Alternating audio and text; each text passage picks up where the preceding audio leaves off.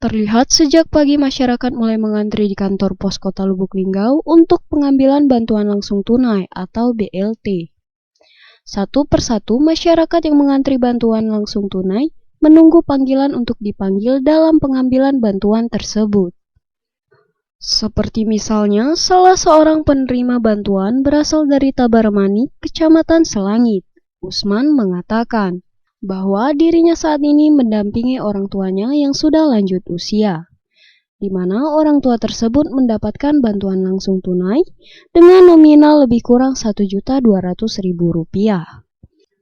Ia menceritakan bahwa ini kali pertama ia kembali mendapatkan bantuan langsung tunai yang sebelumnya sudah lama tidak mendapatkan bantuan kembali.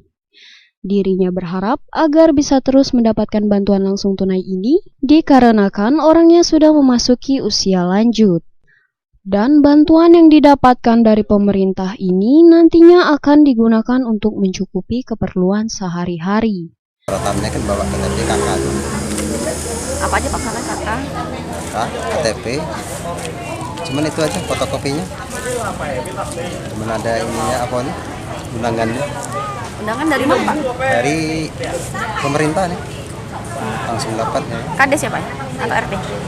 Kita nih kades, cuman yang ngasihnya kan dari Kadus. Oh iya, dibagi ya.